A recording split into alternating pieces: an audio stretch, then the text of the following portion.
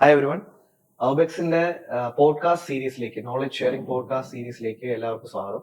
So ഇന്ന് എൻ്റെ കൂടെ ഉള്ളത് നമ്മുടെ ഔബെക്സിന്റെ തന്നെ ലോജിസ്റ്റിക്സ് കൺസൾട്ടന്റും അതോടൊപ്പം തന്നെ ഫാക്കൾട്ടി കൂടെയായ തൻസീർ സാറാണ്. ഓക്കെ, അപ്പം കുറച്ച് ചോദ്യങ്ങൾ നമുക്ക് സാറിനോട് ചോദിക്കാം. അപ്പം എൻ്റെ മനസ്സിലുള്ള കോമൺ ക്വസ്റ്റ്യൻസ് ഉണ്ട്, നിങ്ങളുടെയൊക്കെ ഉണ്ടാകുന്ന കുറെ ക്വസ്റ്റ്യൻസ് ഉണ്ടാകാം. അതൊക്കെ നമുക്ക് ചോദിക്കാം, അതിന്റെ ആൻസേഴ്സ് നമുക്ക് കേൾക്കാം. Okay, so sir, actually first എന്റെ മനസ്സിലുള്ള ഒരു ചോദ്യം എന്ന് പറഞ്ഞാൽ, ലോജിസ്റ്റിക്സ് എന്ന് പറയുന്ന ഒരു വാസ്റ്റ് ആയിട്ട് ഏരിയ ആണ്, സപ്ലൈ ചെയിൻ എന്ന് പറയുന്ന ഒരു വാസ്റ്റ് ആയിട്ട് ഏരിയ ആണ്, ഐ നോ ദാറ്റ്.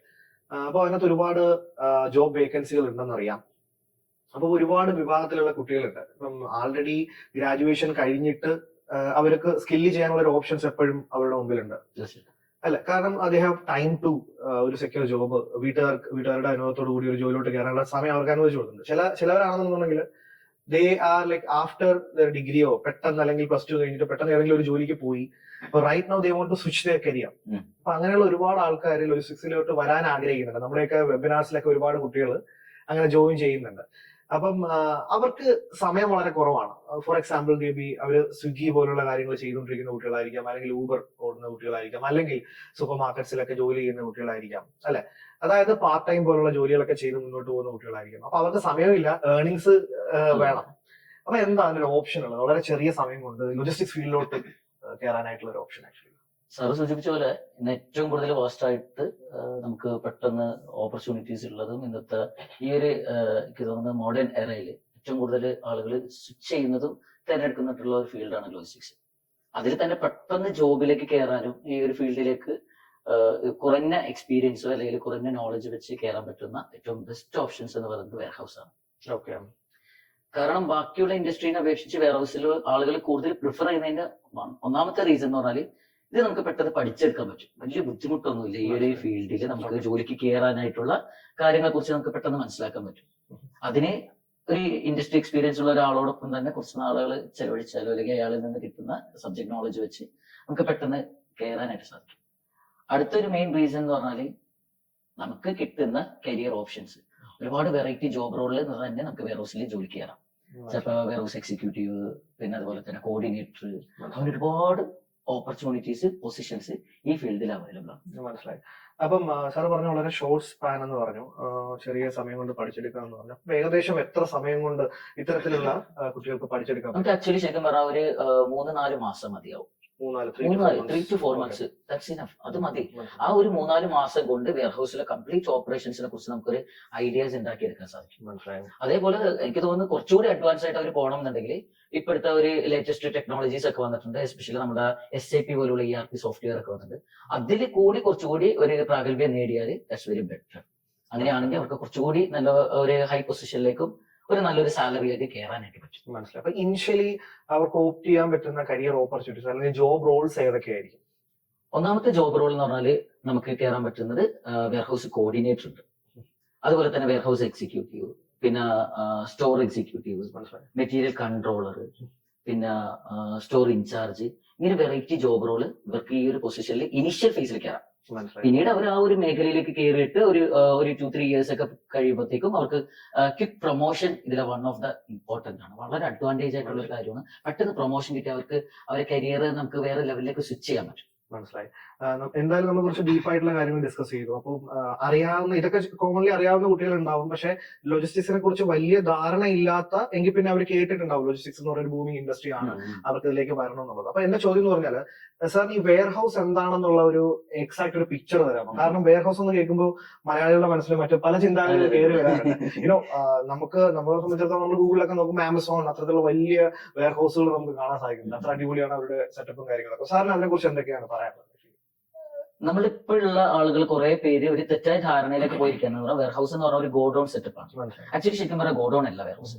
വെയർ ഹൗസിൽ ഈ പറയുന്ന പോലെ തന്നെ മെറ്റീരിയൽസിന്റെ സ്റ്റോറേജ് പ്രോസസിംഗ് ആണ് ആക്ച്വലി അവിടെ സംഭവിക്കുന്നത്. അപ്പൊ ആ വെയർ ഹൗസിലായിട്ട് സൂക്ഷിച്ചു വെച്ചിരിക്കുന്ന മെറ്റീരിയൽസ് അത് ചിലപ്പോൾ ഫിനിഷ്ഡ് ഗുഡ്സ് ആവാം, അല്ലെങ്കിൽ റോ മെറ്റീരിയൽസ് ആവാം. ഇതിന് രണ്ടിനെ പ്രോപ്പർ ആയിട്ടുള്ള രീതിയിൽ കൺട്രോൾ ചെയ്യാം. പിന്നെ ഒരിക്കലും ഓവർ സ്റ്റോക്ക് വരാതെ, അണ്ടർ സ്റ്റോക്ക് വരാതെ കമ്പനിക്ക് പ്രോഫിറ്റബിൾ ആയിട്ടുള്ള രീതിയിൽ മെയിൻറ്റെയിൻ ചെയ്ത് കൊണ്ടുപോകാൻ ഏത് കമ്പനിക്കും അവരുടേതായിട്ടുള്ള ഒരു ബാക്ക് ബോൺ ആയിട്ടാണ് നമ്മൾ ആക്ച്വലി വെയർ ഹൗസിനെ കണക്കാക്കുന്നത്. ആ വെയർ ഹൗസിൽ ഒരുപാട് ഓപ്പറേഷൻസ് വരുന്നുണ്ട്. മെറ്റീരിയൽസ് പ്രോപ്പർ ആയിട്ടുള്ള രീതിയിൽ കൺട്രോൾ ചെയ്യുക, അതേപോലെ തന്നെ സ്റ്റോക്കിനെ കൃത്യമായിട്ട് മെയിൻറ്റെയിൻ ചെയ്യുക, ഓവർ സ്റ്റോക്ക് അണ്ടർ സ്റ്റോക്ക് പോലെയുള്ള കാര്യങ്ങൾ വരാതെ ഡിമാൻഡിനെ കൃത്യമായിട്ട് മനസ്സിലാക്കുക, കസ്റ്റമറിലേക്ക് കറക്റ്റ് സമയത്ത് സാധനങ്ങൾ എത്തിച്ചു കൊടുക്കുക. അപ്പൊ കമ്പനിക്ക് പ്രോഫിറ്റബിൾ ആയിട്ട് വർക്ക് ചെയ്യുന്ന രീതിയിലാണ് ഒരു വെയർ ഹൗസിന്റെ ഓപ്പറേഷൻ. മനസ്സിലായി. അപ്പം ഈ ജോബ് റോഡുകൾ ഉണ്ടല്ലോ സാറിന്, വിത്ത് എക്സാമ്പിൾ ഈ ഓരോ ജോബ് റോഡുകളും ഇപ്പൊ ഫോർ എക്സാമ്പിൾ നമ്മുടെ ഇവിടെ നിന്ന് വെയർ ഹൗസ് ഇൻവെന്ററി എന്ന് പറയുന്ന ഒരു കോഴ്സ് ഒരു കുട്ടി പഠിക്കാന്ന് വിചാരിക്കാം. അവൻ ഒരു പ്ലേസ്മെന്റിലോട്ട് കയറുന്നു. അങ്ങനെയാണെന്നുണ്ടെന്നുണ്ടെങ്കിൽ അവൻ കയറുന്ന ഓരോ ജോബ് റോളിലും എന്തൊക്കെ കാര്യങ്ങൾ അവൻ ചെയ്യേണ്ടി വരും ആക്ച്വലി ബേസിക് ആയിട്ട്? അത് സാറിന് ഒരു എക്സാമ്പിൾ വെച്ചിട്ടുണ്ട്. ഇപ്പൊ ഫോർ എക്സാമ്പിൾ പറയുകയാണെങ്കിൽ ഇപ്പം ഒരു കുട്ടി ഇനിഷ്യൽ ഫേസിൽ കോഴ്സ് കംപ്ലീറ്റ് ചെയ്തു, അവർ ഇന്റർവ്യൂ കാര്യങ്ങളൊക്കെ കംപ്ലീറ്റ് ചെയ്തു, അവൻ ആദ്യത്തെ ജോബ് റോളിലേക്ക് ചിലപ്പോൾ കയറുന്ന സമയത്ത് അവർക്ക് ആദ്യം കൊടുക്കുന്നത് വെയർ ഹൗസിലെ മെറ്റീരിയലിന്റെ ഓപ്പറേഷൻസ് ആയിരിക്കും. എന്തൊക്കെ മെറ്റീരിയൽസ് ഉണ്ട് സാധാരണയായിട്ട് വെയർ ഹൗസിൽ ഞാൻ നേരത്തെ സൂക്ഷിച്ച പോലെ വെയർ ഹൗസ് എന്ന് പറഞ്ഞാൽ കുറെ സ്റ്റോക്കാണ്, ആ കമ്പനിയുടെ കുറെ സ്റ്റോക്ക്, അതിനെങ്ങനെയൊക്കെ കൺട്രോൾ ചെയ്യാൻ പറ്റും.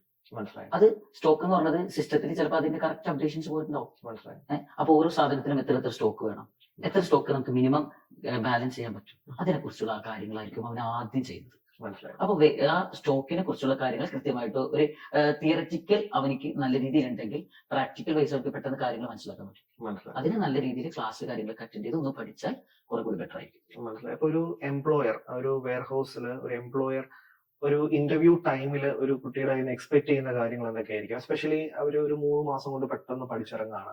അപ്പം നോക്കുകയാണെന്നുണ്ടെങ്കിൽ നമ്മളൊരു വലിയ പ്രോഗ്രാം ചെയ്ത ഒരു എഫക്റ്റും കാര്യങ്ങളൊന്നും ഉണ്ടാവില്ല ഡെഫിനറ്റ്ലി. ബട്ട് ഹൗ എവർ അത് കഴിയുമ്പോൾ ഉണ്ടാകുന്ന ഒരു എംപ്ലോയറിന്റെ മിനിമം എക്സ്പെക്ടേഷനും അതോടൊപ്പം തന്നെ ക്വാളിഫിക്കേഷൻ ഒക്കെ അവർ എന്തായിരിക്കും ആക്ച്വലി ചെക്ക് ചെയ്യാം? ബേസിക്കലി നോർമലി ഒന്നാമത്തെ കാര്യം അവർക്ക് അത്യാവശ്യം ബേസിക്സ് ആയിട്ടുള്ള ലാംഗ്വേജ് ഉണ്ടായിരിക്കണം. ഓക്കെ.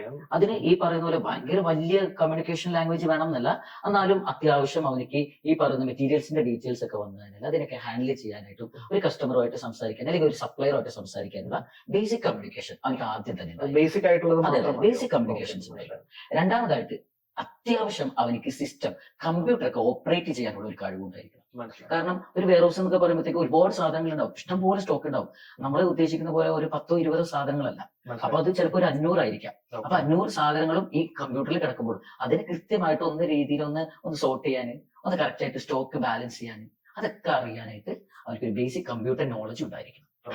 എനിക്ക് തോന്നുന്നു ഒരു +2 ക്വാളിഫിക്കേഷൻ ധാരാളം. അപ്പം ഒരു +2 ക്വാളിഫിക്കേഷൻ കൊണ്ട് ഒരു ലീഡർഷിപ്പ് റോളിലോട്ട് പോകാൻ പറ്റുന്ന ഒരു അല്ലെ? തീർച്ചയായിട്ടും പോകാം. കാരണം എന്താണെന്ന് വെച്ചാല് അവനൊരു എൻട്രി ലെവലിലേക്ക് ഒന്ന് കടന്നു കഴിഞ്ഞാൽ മതി. അതിലേക്ക് കടന്ന് പിന്നെ അവനെ ഒരു വെയർ ഹൗസിലേക്ക് എത്തിക്കഴിയുമ്പോഴേക്കും അവർക്ക് അവിടെ നിന്ന് തീർച്ചയായിട്ടും ഈ പറയുന്ന കാര്യങ്ങളൊക്കെ പഠിച്ചെടുക്കാവുന്നേ ഉള്ളൂ. മനസ്സിലായി.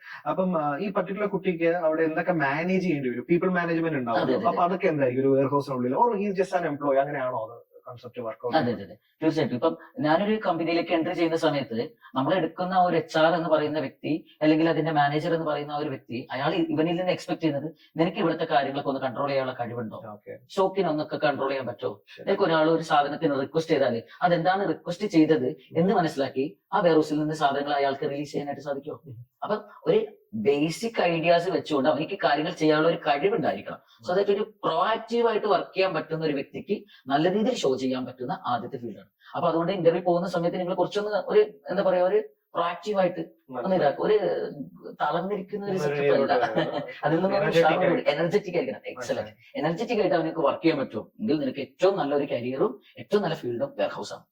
പിന്നെ നിന്റെ പെർഫോം പോലെ ഇരിക്കും അടുത്ത നിന്റെ ഈ പറയുന്ന കരിയറിന്റെ ഓരോ ലെവലിലേക്ക് പോകുന്നത്. പെട്ടെന്ന് പ്രൊമോഷൻ കിട്ടും. മനസ്സിലായി. ഇപ്പം നമ്മുടെ തന്നെ ഒരു കുറച്ച് സ്റ്റുഡൻസിന്റെ സ്റ്റോറി ഞാൻ കേട്ടത് ആക്ച്വലി ദേ ഗോട്ട് പ്രൊമോട്ടഡ് വളരെ ചെറിയ 3 മാസം 4 മാസം കൊണ്ട് തന്നെ ടീം ലീഡ് പൊസിഷനിലോട്ടൊക്കെ പോയി. അപ്പൊ അതിന്റെയൊക്കെ പോസിബിലിറ്റി എങ്ങനെയാണ്? എല്ലാം ഒന്നാമത്തെ കാര്യം എന്ന് വെച്ചാൽ അവർ വർക്ക് ചെയ്യുന്ന ഒരു അറ്റ്മോസ്ഫിയർ ആയിട്ട് അവർ ആദ്യം തന്നെ ഒന്ന് ഓക്കെ ആവണം. ഏത് ജോലി പറഞ്ഞാലും yes I can do it എന്ന് പറഞ്ഞ് മുന്നോട്ട് വരാനായിട്ടുള്ള ഒരു കഴിവ് അവനിക്ക് ഉണ്ടാവണം. ഒന്നിലേക്കും ബാക്കിലേക്ക് നിൽക്കുന്നത്, അതാണ് ആദ്യത്തെ കാര്യം. രണ്ടാമതായിട്ട് അവനിക്ക് കാര്യങ്ങൾ പഠിച്ചെടുക്കാനുള്ള ഒരു മെന്റാലിറ്റി വേണം. എനിക്ക് ഇവിടുത്തെ കാര്യങ്ങളൊക്കെ ഒന്ന് അറിഞ്ഞിരിക്കണം, എനിക്ക് പഠിക്കണം. അവിടെ ആ വെയർ ഹൗസിൽ ചെല്ലുന്ന സമയത്ത് അവൻ കാണുന്നത് മെറ്റീരിയൽ മാത്രമല്ല, ചിലപ്പോൾ മെറ്റീരിയൽസ് കളക്ട് ചെയ്യപ്പെടുന്ന ട്രാൻസ്പോർട്ടേഷൻസ് ഉണ്ടാവും. സോ ദാറ്റ് അവനൊന്ന് ട്രാൻസ്പോർട്ടേഷന്റെ കാര്യങ്ങൾ കൂടി ഒന്ന് ചെക്ക് ചെയ്യണം. അവനിക്ക് അവിടെ ഓപ്പർച്യൂണിറ്റീസ് വരുന്ന ഒരു ട്രാൻസ്പോർട്ട് കൺട്രോളർ ആവാം, അതേപോലെ തന്നെ ട്രാൻസ്പോർട്ടിന്റെ കോർഡിനേറ്റർ ആവാം, ഫ്ലീറ്റ് ഓപ്പറേറ്റർ ആവാം. ഇതൊക്കെ ഈ വെയർ ഹൗസിലേക്ക് വരുന്ന സമയത്ത് പിന്നീട് അവർക്ക് കിട്ടുന്ന പുതിയ അവസരങ്ങളാണ്, ജോബ് ഓപ്പർച്യൂണിറ്റീസ് ആണ്. ഇതിലൊക്കെ ഇവർക്ക് തീർച്ചയായിട്ടും കടക്കാനായിട്ട് പറ്റണം. മനസ്സിലായി സർ. അപ്പോ ഫോർ എക്സാമ്പിൾ എപ്പോഴും നമ്മുടെ നാട്ടിലുള്ള കുട്ടികളുടെ ഏറ്റവും വലിയ ആഗ്രഹം എന്ന് പറയുന്നത് വിദേശത്ത് പോവുക എന്നുള്ളതാണ് ഫസ്റ്റ് പ്രയോറിറ്റി എന്ന് പറയുന്നത്. അപ്പൊ ഈ വെയർ ഹൗസ് എന്ന് പറയുന്ന particular warehouse inventory management എന്ന് പറയുന്ന ഒരു പ്രോഗ്രാമിൽ സ്കില്ലപ്പ് ചെയ്ത് അവർ പ്ലേസ്ഡ് ആയി നാട്ടിൽ വർക്ക് ചെയ്ത് പുറത്തെ രാജ്യത്തിലോട്ടൊക്കെ പോകണമെന്നുണ്ടെന്നുണ്ടെങ്കിൽ എത്ര നാള് ആണ് ഒരു നാട്ടിലെ എക്സ്പീരിയൻസ് ഒക്കെ വാലിഡ് ആയിട്ട് കൺസിഡർ ചെയ്യാൻ പറ്റും? ഓർ അത് വേണ്ട, ഡയറക്റ്റ് പോയാലും ഒരു സ്കിൽ കോഴ്സിലൂടെ തന്നെ ജോലി കിട്ടും എന്നുള്ളതാണോ? എങ്ങനെയാണ് അതിന്റെ സാർ കാണുന്നത്? രണ്ടിലും ഓപ്പർച്യൂണിറ്റീസ് ഉണ്ട് ആക്ച്വലി. ഞാനിപ്പോ പഠിത്തം കഴിഞ്ഞ ഉടനെ തന്നെ ഞാൻ ഒരു വിസിറ്റ് വിസ എടുത്തു, ഞാനൊന്ന് ദുബായിലേക്ക് പോവുകയാണെന്നുണ്ടെങ്കിൽ ഡെഫിനറ്റ്ലി അവർക്ക് അവിടെ ഒരു ജോബ് അവർക്ക് സെർച്ച് ചെയ്ത് ഫൈൻഡ് ഔട്ട് ചെയ്യാൻ പറ്റും. അതിന് ഓപ്ഷൻസ് ഉണ്ട്. അതേപോലെ തന്നെ നാട്ടിൽ ഒരു 6 മാസം എന്തെങ്കിലും മിനിമം വർക്ക് ചെയ്ത് അവനൊന്ന് ഗൾഫിലേക്ക് പോയാൽ കുറച്ചുകൂടി അവർക്ക് ഓപ്ഷൻസ് കൂടുതലുണ്ട്. കാരണം അവന് ഓൾറെഡി ആ ഒരു ഫീൽഡിൽ കുറച്ചുകൂടി എക്സ്പീരിയൻസ് നേടിയിട്ടുണ്ട്. നമ്മുടെ നാട്ടിൽ വളർന്ന അല്ലെങ്കിൽ നാട്ടിൽ വർക്ക് ചെയ്ത അതേ അറ്റ്മോസ്ഫിയർ തന്നെ ആയിരിക്കാം അവിടെയും. ഇവിടെ നടക്കുന്ന അതേ ഓപ്പറേഷൻസ് തന്നെയാണ്, പിന്നെ കുറച്ച് ഡിഫറൻസ് ഉള്ളൂ. പക്ഷെ കമ്പാരിറ്റീവ്ലി ഗൾഫ് കൺട്രീസോ അല്ലെങ്കിൽ വേറെ രാജ്യങ്ങളിൽ പോകുമ്പോഴാണ് കുറച്ചുകൂടി ഓപ്പർച്യൂണിറ്റീസ് കൂടുതൽ കിട്ടുക. ഇപ്പൊ പല ആളുകളും ഗൾഫിലേക്ക് പോകുന്നതിന്റെ മെയിൻ റീസൺ, ഒന്നാമത്തെ റീസൺ എന്ന് പറഞ്ഞാൽ നമ്മുടെ നാട്ടിൽ കിട്ടുന്നതിനേക്കാൾ ഓപ്പർച്യൂണിറ്റീസ് കൂടുതൽ ഗൾഫ് കൺട്രീസിലുണ്ട്. പേയ്മെന്റ്സും അതാണ് രണ്ടാമത്തെ കാര്യം. പേയ്മെന്റ്സ് നമുക്ക് ഇവിടെ ചിലപ്പോൾ ഒരാൾക്ക് കിട്ടുന്നത് ഒരു സ്റ്റാർട്ടിങ് ഒരു ഫ്രഷറായിട്ട് കയറുമ്പോൾ ചിലപ്പോൾ എനിക്ക് ഒരു 20K ആയിരിക്കാം കിട്ടുക. അതേ സമയത്ത് നമ്മൾ ഗൾഫിലേക്ക് പോകുമ്പോൾ അവിടെ കിട്ടുന്ന സാലറി ഇതിനേക്കാളും ഒരു ട്രിപ്പിൾ നമുക്ക് കൂടുതലുണ്ടാവും. ഏകദേശം ഒരു 2500-3000 ദിർഹംസ് ഒക്കെ ഒരു സ്റ്റാർട്ടിങ് വിത്തൗട്ട് എക്സ്പീരിയൻസ് ഉള്ള ആളുകൾക്ക് വരെ കിട്ടുന്നത്. ഇന്നത്തെ ഒരു കണക്കനുസരിച്ച് ഏകദേശം ഒരു 55-60 രൂപ സാലറിയിൽ വന്നിട്ടുണ്ട്. പിന്നെ ഈ പറയുന്ന പോലെ ടാക്സ് ഫ്രീ ആണ്. അപ്പൊ അതുകൊണ്ട് തന്നെ എനിക്ക് കിട്ടുന്ന സാലറി ഫുൾ ആയിട്ട് ഇതാക്കാൻ പറ്റും. പിന്നെ ഗൾഫ് കൺട്രീസിൽ ഇപ്പൊ ഫോർ എക്സാമ്പിൾ പറയുകയാണെങ്കിൽ ജബലാലി പോർട്ട് വന്നിട്ടുണ്ട്. അതുപോലെ തന്നെ പുതിയ ഫ്രീ സോൺ ഓപ്പറേഷൻസ് ദുബായിൽ നടക്കുന്നുണ്ട്. സോ ഇവിടെയൊക്കെ പുതിയ ഓപ്പണിംഗ് ഇങ്ങനെ നടന്നുകൊണ്ടിരിക്കുക. ബോണ്ടഡ് വെയർ ഹൗസുകൾ പുതിയതായിട്ട് ദുബായിൽ ഓപ്പണിംഗ് ആയിട്ടുണ്ട്. അപ്പൊ ഇവിടെയൊക്കെ പുതിയ ബോണ്ടഡ് വെയർ ഹൗസ് വന്നപ്പോഴത്തേക്കും അവിടെ എന്തായാലും ഇമ്പോർട്ട് ചെയ്യുന്ന സാധനങ്ങളും എക്സ്പോർട്ട് ചെയ്യുന്ന സാധനങ്ങളൊക്കെ എന്തായാലും അവിടെ കൺട്രോൾ ചെയ്യാൻ വെയർ ഹൗസിലേക്ക് ആളുകൾ വേണം. അപ്പൊ ബൾക്കായിട്ട് ആളുകൾ ഏറ്റവും കൂടുതൽ ഓപ്പർച്യൂണിറ്റീസ് കണ്ട് മനസ്സിലാക്കി പോകുന്നത് വിദേശത്താണെന്ന് മാത്രമേ ഉള്ളൂ. മനസ്സിലായോ? അപ്പൊ അതിന് ഈ പറയുന്ന പോലെ 6 മാസം മനസ്സിലായി. Sir actually warehouse inventory management online program handle ചെയ്യുന്നുണ്ട്. അപ്പം സാറിന്റെ ക്ലാസ്സിൽ അറ്റൻഡ് ചെയ്യുന്ന കുട്ടികളുടെ കാറ്റഗറി എങ്ങനെയാണ്? അവര് വർക്കിംഗ് പ്രൊഫഷണൽസ് ആണ് കൂടുതൽ? സോ ഒരുപാട് ആളുകൾ വർക്കിംഗ് പ്രൊഫഷണൽസ് വർക്ക് ചെയ്യുന്നുണ്ട്. എസ്പെഷ്യലി പല രാജ്യങ്ങളിൽ വർക്ക് ചെയ്യുന്ന ആളുകൾ അവിടെ ഓൾറെഡി ഒരു ജോലി ചെയ്യുന്നുണ്ട്. പക്ഷെ അവർ അവിടെ നിന്നിട്ടും അവർക്ക് ഒരു കരിയർ ഗ്രോത്തിന് വേണ്ടി വെയർ ഹൗസിലേക്ക് മാറുന്ന ആളുകൾ ഇഷ്ടം പോലെ പേര് നമ്മുടെ ക്ലാസ്സിൽ നിന്ന് അറ്റൻഡ് ചെയ്തിട്ടുണ്ട്. അറൗണ്ട് അവർക്ക് 30-35 വയസ്സുള്ള ആളുകൾ പോലും അറ്റൻഡ് ചെയ്തിട്ടുണ്ട്. കാരണം അവർ വർക്ക് ചെയ്യുന്ന ജോബിനെ എഫക്ട് ചെയ്യാത്ത രീതിയിൽ 1 hour സെഷൻസ് ഒക്കെ ഉള്ളു നമുക്ക് ഈ ഓൺലൈനിലേക്ക്. അപ്പൊ 1 മണിക്കൂർ അവർ അതിന് വേണ്ടി ടൈം സ്പെൻഡ് ചെയ്യുന്നുണ്ട്. ആ 1 മണിക്കൂറിനുള്ളിൽ അവർ ക്ലാസ്സുകൾ കേൾക്കുന്നുണ്ട്. പിന്നെ ഈ പറയുന്ന പോലെ തന്നെ അവർ അതിന്റെ ഒരു എക്സാംസ് കാര്യങ്ങളൊക്കെ എഴുതി ക്വാളിഫൈഡ് ആയി അവർ പിന്നെ അതിന്റെ സർട്ടിഫിക്കേഷൻസ് ലെവലിലേക്ക് മൂവ് ചെയ്തു. പിന്നീട് അവർ ജോബിലേക്ക് എൻ്റർ ചെയ്യുന്ന ഒരു ഇഷ്ടം പോലെ പേരുണ്ട്. മനസ്സിലായി. എനിക്ക് തോന്നുന്നു ഇതിനകത്ത് ഒരുപാട് അഡ്വാൻറ്റേജ് ഉണ്ട്. ഒന്ന് ഏജ് വൈസ് ആക്ച്വലി ഒരു 18 വയസ്സ് തൊട്ട് മുകളിലോട്ട് ഇവൻ പ്രായപരിധി ഇല്ല എന്ന് വേണമെങ്കിൽ പറയാം. അതായത് ഒരു യങ്സ്റ്ററിന് പുതിയൊരു ജോലിക്ക് വേണ്ടിയിട്ട് എളുപ്പം പഠിച്ചെടുക്കാൻ പറ്റും. അതേപോലെ ആൾറെഡി ഫ്രീലാൻസ് ചെയ്ത് അല്ലെങ്കിൽ ഇതേപോലെയുള്ള സൈഡ് കാര്യങ്ങളൊക്കെ ചെയ്ത് മുന്നോട്ട് പോകുന്ന കുട്ടികൾക്ക് സ്കിൽ അപ്പ് ചെയ്യാനും എളുപ്പത്തിൽ കയറാനും പിന്നെ പ്രൊമോഷൻസ് അങ്ങനെയുള്ള കാര്യങ്ങൾക്ക് വേണ്ടിയിട്ട് ചെയ്യാൻ പറ്റുന്ന ഏറ്റവും നല്ലൊരു പ്രോഗ്രാം തന്നെയാണ്. ഒരുപാട് ആളുകൾ അങ്ങനെ പ്രൊമോഷൻ വൈസ് ഒക്കെ നോക്കാറുണ്ട്. ബിക്കോസ് അവർ ഓൾറെഡി ചിലപ്പോൾ വെയർ ഹൗസോ അല്ലെങ്കിൽ ആ ഫീൽഡ് റിലേറ്റഡ് ആയിട്ട് വർക്ക് ചെയ്യുന്നവരുണ്ടാവാം. അവർക്ക് ഒന്നുകൂടി കരിയർ സ്വിച്ച് ചെയ്ത് ഒരു പ്രൊമോഷൻ ലെവലിലേക്ക് കുറച്ചുകൂടി ബെറ്റർ സാലറിയിലേക്ക് പോകണം എന്നുണ്ടെങ്കിൽ അവർക്ക് അതിന്റേതായിട്ടുള്ള സപ്പോർട്ടീവ് ആയിട്ടുള്ള സർട്ടിഫിക്കേഷൻസ് കാര്യങ്ങളൊക്കെ ഓരോ ലെവലിലെ കാറ്റഗറി വൈസ് അവർക്ക് നേടേണ്ടത്. അപ്പൊ അതൊക്കെ കൊണ്ട് തന്നെ പല ആളുകളും ഈ പറയുന്ന കോഴ്സ് അറ്റൻഡ് ചെയ്ത് ഒരു പ്രൊമോഷൻ ലെവലിലേക്ക് കിട്ടി അവരുടെ കരിയർ ഒന്നുകൂടി ഒന്ന് ബെറ്റർ ആക്കാൻ വേണ്ടി ഈ കോഴ്സ് തിരഞ്ഞെടുക്കുന്നത് ഇഷ്ടം പോലെ. ചിലർക്ക് എനിക്ക് തോന്നുന്നു സർട്ടിഫിക്കേഷൻ റിക്വയർമെന്റ്സ്, അതായത് വെയർ ഹൗസിൽ ഞാൻ സ്കിൽഡ് ആണ് കമ്പനിയിൽ സബ്മിറ്റ് ചെയ്യണം. അങ്ങനെയുള്ള കാറ്റഗറി ആൾക്കാർ ഈ പർട്ടിക്കുലർ കോഴ്സ് ചെയ്യുന്ന ഒരുപാട് പേര് ഇങ്ങനെ ചെയ്യുന്നവർ. അതൊക്കെ മെയിൻ ആയിട്ട് നോക്കുന്നത് എന്താണെന്ന് വെച്ചാൽ അവർക്ക് ചിലപ്പോൾ ഓൾറെഡി അവർക്ക് വെയർ ഹൗസിൽ ഓപ്പറേഷൻസ് ഒക്കെ അറിയാം. പക്ഷെ എന്നാൽ പോലും അവർക്ക് ഒരു പ്രൊമോഷനിലേക്ക് ഒരു നല്ലൊരു പൊസിഷനിലേക്ക് എത്തണം എന്നുണ്ടെങ്കിൽ സപ്പോർട്ടീവ് ആയിട്ടുള്ള ഒരു സർട്ടിഫിക്കേഷൻസ് അവർക്ക് വേണം. മനസ്സിലായി. അപ്പൊ അങ്ങനെയുള്ള കോഴ്സിൽ ചെയ്യുന്നത് മനസ്സിലായി. അപ്പം ജോലി ചെയ്യുന്ന ആൾക്കാർക്ക് എപ്പോഴും ഒരു കോഴ്സ് പഠിക്കുക എന്ന് പറയുന്നത് എപ്പോഴും ബുദ്ധിമുട്ടുള്ള കാര്യമാണ്. അവര് ക്ലാസ് അറ്റൻഡ് ചെയ്യാതിരിക്കാം. സോ എത്രത്തോളം സ്ട്രക്ചേർഡ് ആണ് നമ്മുടെ ഓൺലൈൻ പ്രോഗ്രാംസ്? അത് പ്രാക്ടിക്കൽ ഓറിയന്റഡ് ആയിക്കോട്ടെ, സ്കിൽ ലെവൽ അതായത് സിലബസ് ഇമ്പോർട്ടന്റ് ആയിട്ടുള്ള കാര്യങ്ങൾ പരാമർശിച്ച് പോകുന്നുണ്ടോ? പിന്നെ അതോടൊപ്പം തന്നെ ഇൻഡസ്ട്രിയുമായിട്ട് എത്രത്തോളം പ്രൊജക്ട് ബേസ് ആയിട്ട് പോകുന്നത്? സോ അതിനെ കുറിച്ച് സാറിനോട് പറഞ്ഞോ. ആക്ച്വലി നമ്മുടെ സിലബസ് ഇവിടെ സ്ട്രക്ചർ ചെയ്തിരിക്കുന്നത് തന്നെ നമ്മുടെ ഓക്സ്ഫോർഡ് ഇന്ത്യയുടെ ടെക്സ്റ്റ് ബുക്ക് റെഫർ ചെയ്തുകൊണ്ടാണ്. അത് ഏകദേശം 2023-24 ആ ഒരു എഡിഷൻ ബേസിസിലാണ്. എഡിഷൻ വരുന്നത് 4th എഡിഷൻസ് ആണ് നമ്മൾ എടുത്തിട്ടുള്ളത്. അപ്പൊ ഏറ്റവും ലേറ്റസ്റ്റ് ആയിട്ടുള്ള എഡിഷൻസിനെ കവറപ്പ് ചെയ്തിട്ടാണ് നമ്മുടെ സിലബസ് സ്ട്രക്ചർ ചെയ്തിരിക്കുന്നത്. അപ്പൊ ആ കരിക്കുലം ബേസിസിൽ പോകുമ്പോൾ ഏറ്റവും ലേറ്റസ്റ്റ് ആയിട്ടുള്ള നോളജ് അവർക്ക് ലഭിക്കുന്നുണ്ട്. അതാണ് ഒന്നാമത്തെ കാര്യം. അപ്പൊ ഒരിക്കലും അത് ഔട്ട്ഡേറ്റഡ് ആയിട്ടുള്ള ഡാറ്റാസ് അല്ല. അപ്പൊ അതാണ് ഒന്നാമത്തെ കാര്യം. രണ്ടാമതായിട്ട് നമ്മളുടെ കോളേജിൽ നിന്ന് ലഭിക്കുന്നതെന്ന് വെച്ചാൽ ആപ്ലിക്കേഷൻസ്, ഒരുപാട് ആപ്പ് യൂസ് ചെയ്യുന്നുണ്ട്. സോ ദാറ്റ് എല്ലാ ദിവസവും ക്ലാസ്സിന്റെ വീഡിയോ സെഷൻസ്, റെക്കോർഡിംഗ് വീഡിയോസ് അത് ഹൈ ക്വാളിറ്റിയിലുള്ളത് തന്നെ നമ്മൾ എന്ത് ചെയ്യുന്നത് എല്ലാ ദിവസവും അവരെ ക്ലാസ് കഴിഞ്ഞ ഉടനെ തന്നെ അത് അപ്ലോഡ് ചെയ്യും. മനസ്സിലായി. അപ്പൊ ഈവൻ ചിലപ്പോൾ ഞാൻ ഇന്ന് എന്റെ ഡ്യൂട്ടിയോ അല്ലെങ്കിൽ എനിക്ക് മറ്റു പല പേഴ്സണൽ കാര്യങ്ങൾ കൊണ്ട് എനിക്ക് ഇന്ന് ക്ലാസ് അറ്റൻഡ് ചെയ്യാൻ പറ്റില്ല സപ്പോസ്. അങ്ങനെയാണെങ്കിൽ പേടിക്കണ്ട, അവനിക്ക് അതിന്റെ റെക്കോർഡിംഗ് വീഡിയോസ് അവൈലബിൾ ആണ്. മനസ്സിലായി. അതുപോലെ തന്നെ എവറി സാറ്റർഡേസ് നമ്മൾ ഇത്തരത്തിലുള്ള ഒരു ഡൗട്ട് ക്ലിയറൻസ് സെഷൻസ് ഇങ്ങനെയുള്ള സ്റ്റുഡൻസിന് വേണ്ടി കണ്ടക്ട് ചെയ്യുന്നുണ്ട്. അപ്പൊ അവർക്ക് അവരുടേതായിട്ടുള്ള ഡൗട്ട്സ് കാര്യങ്ങളൊക്കെ ചോദിക്കാനായിട്ട് നമുക്ക് ഇത്ര ടൈം പീരീഡ് നമ്മൾ കൊടുക്കുന്നുണ്ട്, അതിൽ അവർക്ക് ചോദിക്കാം. മനസ്സിലായി. അതുപോലെ തന്നെ അവർക്ക് കരിക്കുലം ബേസിസിലായിട്ട് അസൈൻമെന്റ്, സെമിനാർ, അതുപോലെ തന്നെ പ്രൊജക്ട് ഇങ്ങനെയുള്ള കാര്യങ്ങളൊക്കെ കൊടുക്കുന്നു.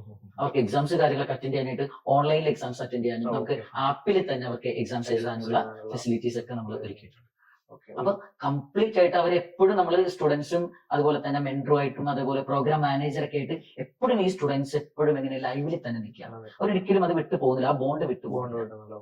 അതുപോലെ തന്നെ ഒരു പ്ലേസ്മെന്റ് ആണെങ്കിലും എല്ലാ കാര്യത്തിലും ഈ പറയുന്ന ഇൻസ്റ്റിറ്റ്യൂട്ട് ആയിക്കോട്ടെ അല്ലെങ്കിൽ പ്രോഗ്രാം മാനേജർ ആയിക്കോട്ടെ മെന്റർ ആയിക്കോട്ടെ ഫുൾ സപ്പോർട്ട് അവർക്ക് കൊടുക്കണം. മനസ്സിലായി. അപ്പം ഇതിനകത്ത് പ്രോഗ്രാം കഴിഞ്ഞു കഴിഞ്ഞാൽ പിന്നീടുള്ള കാര്യം എന്ന് പറഞ്ഞാൽ ഒരു പ്ലേസ്മെന്റ് ട്രെയിനിങ്ങും കാര്യങ്ങളൊക്കെയാണ്. അപ്പൊ അത് എത്രത്തോളം നമുക്ക് ചെയ്യാൻ പറ്റും? അതിപ്പോ CV ആണല്ലോ basically first part preparing CV. അപ്പൊ അതിലൊക്കെ എത്രത്തോളം കോൺട്രിബ്യൂഷൻസ് നമുക്ക് ആക്ച്വലി ശരിക്കും പറഞ്ഞാൽ നമ്മുടെ ഈ ടെക്നിക്കൽ ക്ലാസ്സിനോടൊപ്പം തന്നെ അല്ലെങ്കിൽ അത് കഴിഞ്ഞ ഉടനെ തന്നെ നമുക്ക് ഇത്തരത്തിലുള്ള സെഷൻസ് കൂടി നമ്മൾ കവർ ചെയ്യുന്നു. CV മേക്കിംഗ് ഇതിന് ക്വാളിഫൈഡ് ആയിട്ടുള്ള ഫാക്കൽറ്റീസ് നമുക്ക് ഇവിടെ നമ്മുടെ കോളേജിൽ അവൈലബിൾ ആണ്. അവർ ഈ പറയുന്ന പോലെ തന്നെ മോക്ക് ഇന്റർവ്യൂസ് കാര്യങ്ങളൊക്കെ അറേഞ്ച് ചെയ്യുന്നുണ്ട്. അതുപോലെ തന്നെ pre placement, that's very important. So that ആ പ്രീ പ്ലേസ്മെന്റ് പ്രൊവൈഡ് ചെയ്യുന്നുണ്ട്. എങ്ങനെ CV ക്രിയേറ്റ് ചെയ്യണം, എങ്ങനെ ഒരു ഇന്റർവ്യൂ അറ്റൻഡ് ചെയ്യണം, എങ്ങനെയായിരിക്കണം ഈവൻ ഒരു ഗ്രൂമിംഗ് വരെ നമ്മൾ പ്രോപ്പർ ആയിട്ടുള്ള ട്രെയിനിങ് നമ്മുടെ കോളേജിന്റെ അല്ലെങ്കിൽ ഫാക്കൽറ്റീസ് അവർക്ക് പ്രൊവൈഡ് ചെയ്യുന്നുണ്ട്. അപ്പൊ ഇങ്ങനെയുള്ള കാര്യങ്ങളൊക്കെ ആവാൻ നേരത്ത് അവർക്ക് ടെക്നിക്കൽ പ്ലസ് അതിനോടൊപ്പം തന്നെ എങ്ങനെയാണ് ഒരു ഇന്റർവ്യൂ ക്രാക്ക് ചെയ്യേണ്ട ആ കാര്യങ്ങൾ എങ്ങനെയാണ്, സിവിൽ എന്തൊക്കെ കാര്യങ്ങൾ ഉൾക്കൊള്ളിക്കണം, ഏതൊക്കെയാണ് ഏറ്റവും ലേറ്റസ്റ്റ് ആയിട്ടുള്ള സിവിൽ എന്തെല്ലാം ആയിരിക്കണം കണ്ടന്റ് ഉണ്ടാവേണ്ടത്, ഇതെല്ലാം വെച്ചുകൊണ്ട് വെൽ സ്ട്രക്ചേർഡോട് കൂടിയായിരിക്കും നമ്മുടെ കാര്യങ്ങളൊക്കെ.